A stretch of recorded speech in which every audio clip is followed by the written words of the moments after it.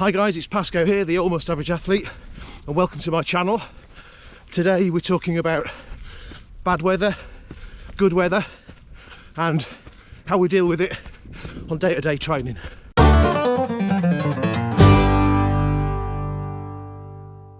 So it's a stunning day here in Suffolk, and I'm out on my usual Sunday long run. Today is a easy long run of my choice, is what the plan said, because this week's kind of a recovery week, which means I'm doing sort of the same sessions, but they are less in volume, and the intensity is a touch less. So I'm still keeping everything turning over, but I'm not kicking the hell out of my legs, which is what we're starting to get to now. So yeah, today's going to be pretty easy going, and I'm really looking forward to it because it is absolutely beautiful today. It's cold, and one thing I've noticed is there is some ice on the roads today when I was running up to get onto the trails. So got to be careful out there today, but it did make me rethink what I was going to chat about, which is staying safe and whether we're better off training indoors sometimes than out.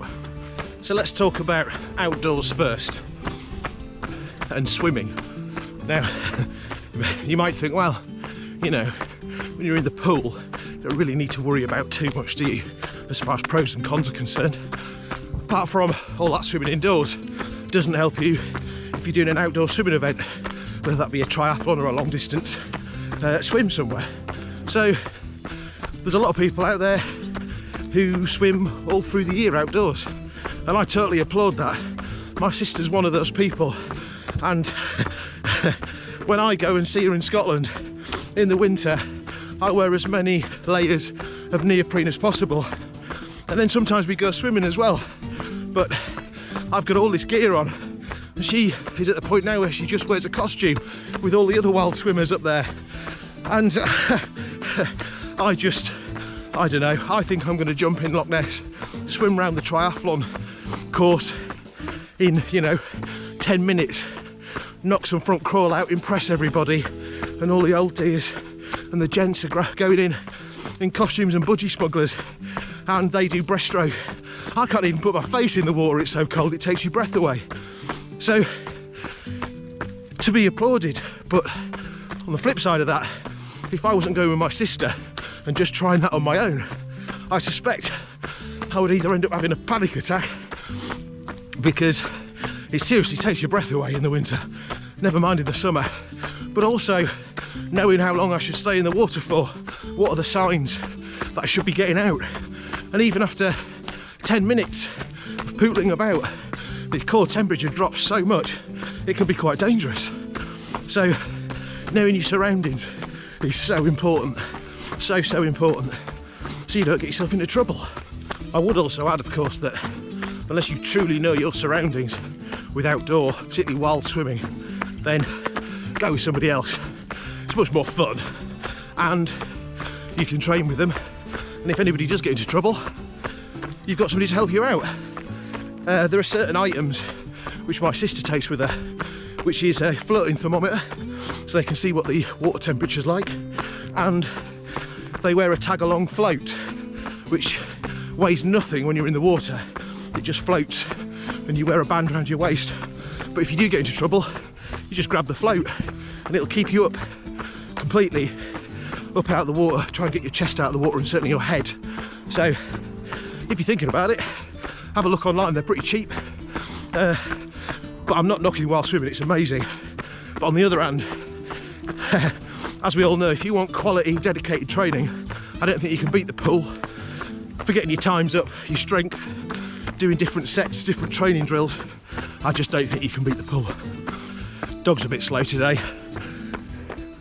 He had a sleepover at somebody's house on Friday, and I suspect he had a couple too many beers, because I did, and I thought I'd poisoned myself yesterday.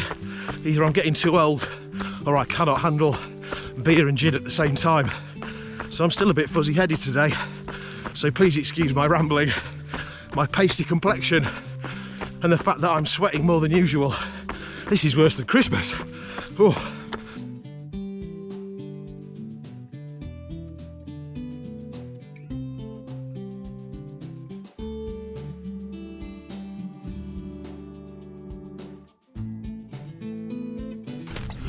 on a triathlon theme, why don't we talk about running?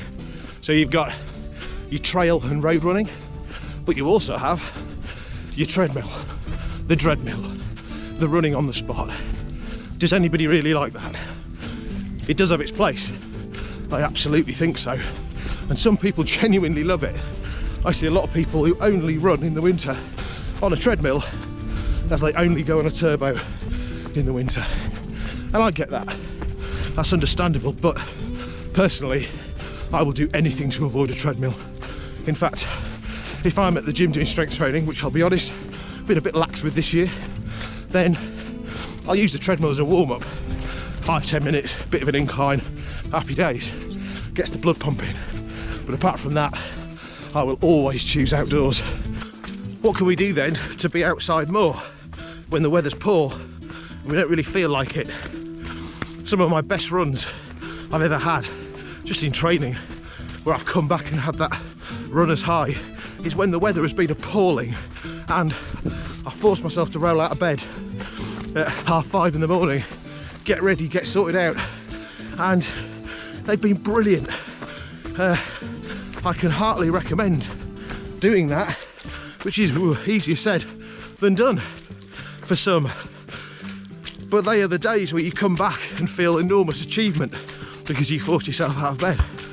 So I would recommend it to anybody. I think when it comes to running outdoors all year round, ultimately it comes down to having the right kit, which, you know me by now, I love to buy a new bit of kit. It's brilliant. Shiny new kit for me to wear and talk about and bore my wife with and ask her not to look at the bank statement because I've bought something I don't really need.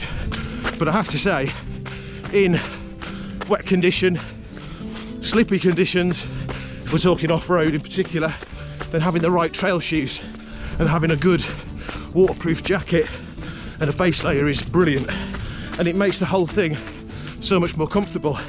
And something I have got now, if I can get this out of my pocket without dropping everything, is a pair of lovely gloves to keep me warm, but in the top they have a roll down extra bit which is a windproof front. So I bought these from Decathlon for about £6, I think, because I tend to lose gloves.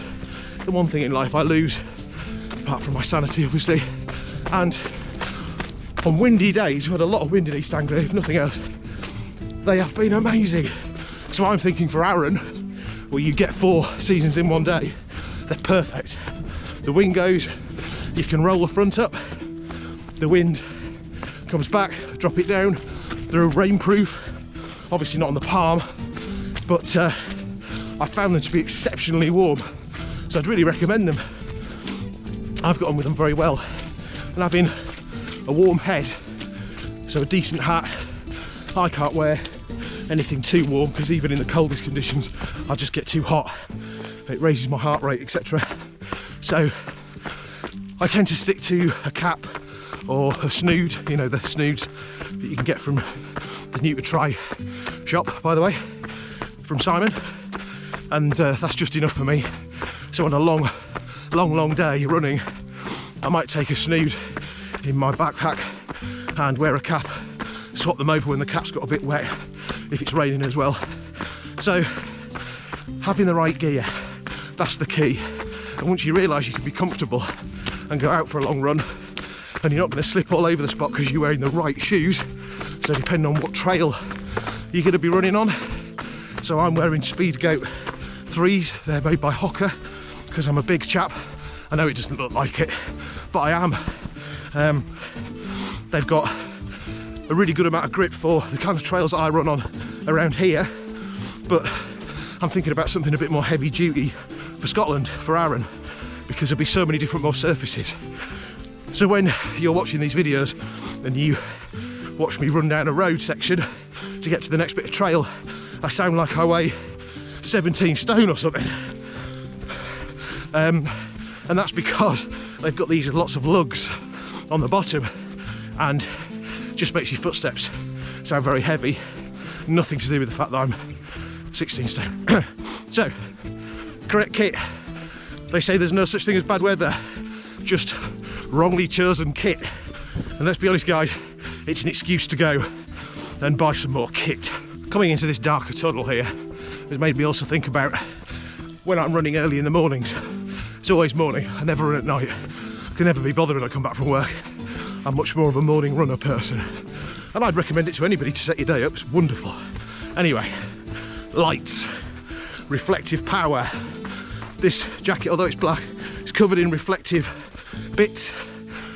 Shoes normally have reflective bits on the back, which is wonderful. We're ducking under a tree.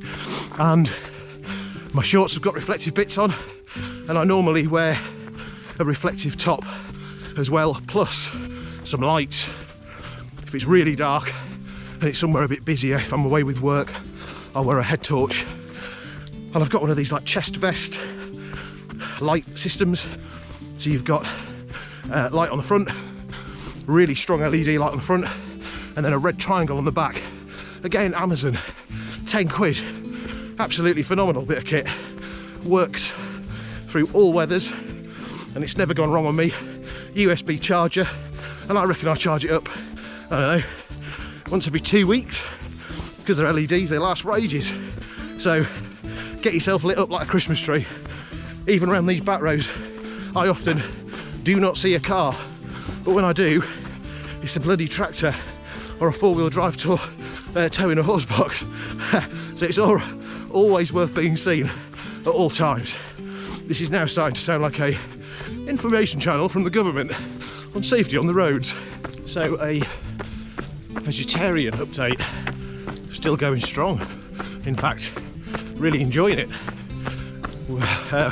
The meals have become more creative, and it made me realise, although a pretty good diet, but all homemade food, blah blah blah, you know, nothing wrong with eat what you like.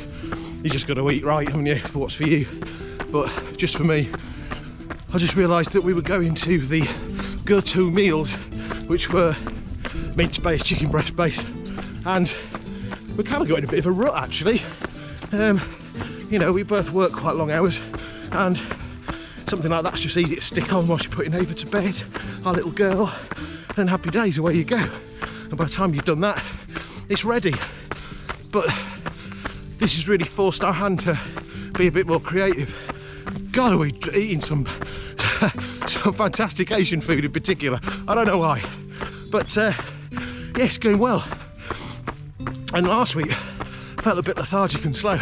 I don't know if that's because training's pushed up, long days at work, lots of travelling, etc, etc. But yeah, I'm feeling pretty good, and I will definitely recommend it to people. Just, you know, try 4 days a week or something, see how you get on, even if it just ruffles a few feathers in the frying pan, if you know what I mean, with your day-to-day recipes. It's worth a shot, and it's surprising how quick you can rustle something up. You know, 15-20 minutes, bang, you've got a lovely bowl of ramen or risotto or something. But yeah, and big thing we've noticed, much smaller shopping bill. Happy days, because we all know that means I'll be buying a new pair of trainers. So cycling in the winter, that's probably the most contentious one. We've got awful weather, the potholes are getting bigger, we've got a turbo trainer in the shed with Zwift, stereo, fluid, a fan. We can be very, very comfortable with lots of different types of software, always sat on our watt bike in the gym with our headphones on, watching awful daytime telly. Brilliant. And that's great. So I think certainly, I know that I keep saying it's Zwift, but there's lots of other platforms, but they now do a treadmill version, which I would imagine helps with the running. I've not tried it, but I know plenty of people on the channel do and love it, really love it, because I see them on Strava and it does look very interesting. But again, I've not had a go, so I can only talk about what I've done. And I have an intelligent turbo, it just hasn't got an intelligent rider. With whatever bike I want to put on it, it normally just has a spare bike sat on it, or as we're coming into race season, I put my race bike on there because I think it's important to train on what you're going to race on. Otherwise, it can feel a bit of a shock to your body because the fit is always slightly different, particularly a triathlon bike. So anyway, going back to the subject, going outdoors in the winter on your bike, again, the same as running. The issues you face are probably greater on a bike because you're travelling at higher speed and you've got traffic, which you do with running of course, but I kind of feel you can, if you need to, jump out of the way. On a bike it's very different, particularly in busy traffic, and I know a lot of you guys live in busy built up areas and I'm very lucky living in the middle of nowhere. That's not to say however that we don't have accidents in the countryside, because the roads potentially are worse and people don't pay as much attention, I swear to God, in the countryside when they're driving, because you've generally got an open road to yourself. My very dearest friend was involved in a terrible accident, involved with one other car, and he hadn't seen another car for ages, but it was a crossroads and the chap came up to the crossroads and just, instead of giving way, just went straight across because he didn't see anything, including my friend on his bike, and that was horrendous. I know there's a guy in the New to Try team, I think, who's been involved with an accident recently, which I'm very sorry to hear about, and a few of my friends and a few of the people who follow the channel have had accidents recently on bikes, and that was predominantly due to other drivers, but also to do with the road conditions, and we just need to make sure we can do as much as we possibly can to negate any issues in the future. Clothing wise, we've talked about that already. It's the same principle for cycling, of course. Good gloves to keep your hands warm, good shoes, because that's the hardest one for me to keep warm.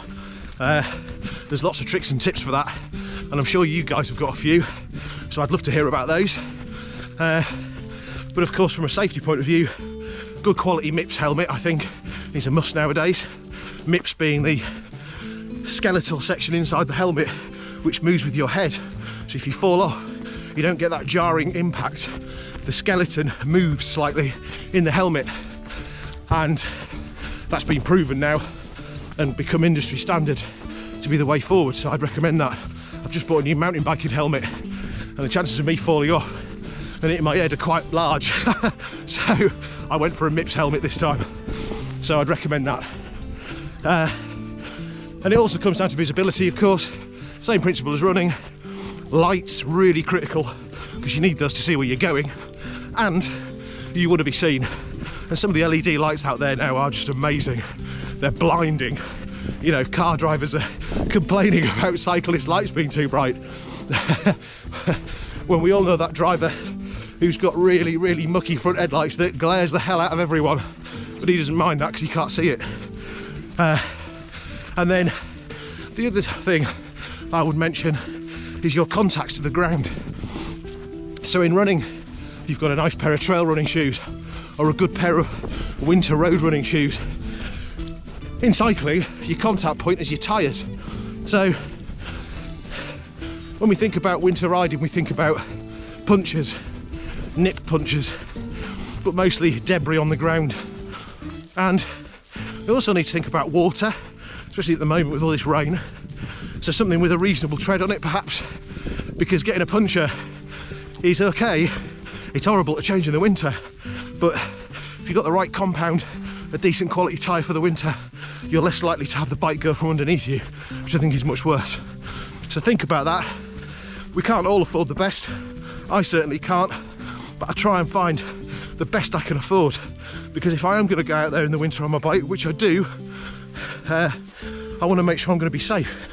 So yeah, see what's out there, guys. There's loads of reviews, and ask advice from other people who are experienced in this matter, because there's plenty of us out there. So there we go, the 3 sports and being safe in the winter. Do you want to stay indoors or do you want to go outside and play?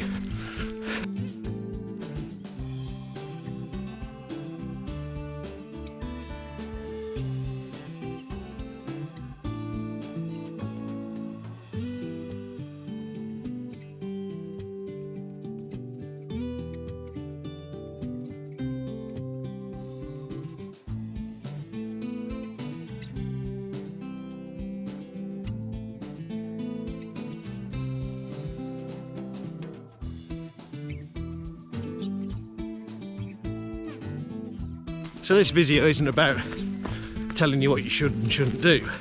It's not about telling you what you should and shouldn't wear, or what you should and shouldn't do when the weather's bad. It's more really a thinking aid, because I take where I live for granted and that I know the conditions are okay. But yesterday, we were travelling back from the city from our night out, saw a couple of cyclists who, as it was getting dark, we just didn't see at the side of the road. And recently, the same with runners. And my immediate reaction is, they should be more visible to a car, blah blah, you know, all the thoughts we've all had about that. But then I'm running along today thinking, do I think about that every time I go out? I think I just take it for granted that I'm not going to come across a car or a cyclist or whatever it might be, or the horse box trailer on the back of the Range Rover. So yeah, just maybe next time you go out and it's dark or the weather's really bad, there's two sort of thoughts there. Should I go out or should I stay inside? First and foremost, or if I'm going to go outdoors, what do I need to make myself visible and safe and stable on the ground? So finally, GoPro have released the Medium Mod Kit, which clamps over the GoPro and it allows you to directly put in an external microphone, which for vlogging is marvellous. Also, anything that can fit onto a tripod. It has two cold tubes, so you can put on a light or various other bits and pieces, which means it's perfect for vlogging and much easier to use as a video camera. So I've pre-ordered that. They're shipping at the end of this month. So hopefully my windy audio noise problem will be sorted one way or the other. The only slight problem with it, it's not waterproof, which for an action cam is slightly annoying. But there we go, we'll see. That's a bit of kit I haven't told my wife I've bought, so if you know her, don't tell her. Thanks. Thanks for joining me, guys, on another AAA Sunday run. Where is he? There he is, here he comes. Sprocket says thank you too. If you've enjoyed this video, then please like it, subscribe, use the little bell so you get some updates whenever there's a new one, which I try and do weekly. And if you've got any safety tips, things that you do that you'd like to share, then please comment below, because particularly new to try, the clue's in the name, there's a lot of new starters on the team. There's a lot of new starters out there, not just on the team, and sometimes it's difficult to find somebody to ask a question. So you can do that via these vlogs. You can go onto the New to Try Facebook page. There are no stupid questions, so ask away. But if you do have some words of wisdom, please share them. I will see you next week. Bye.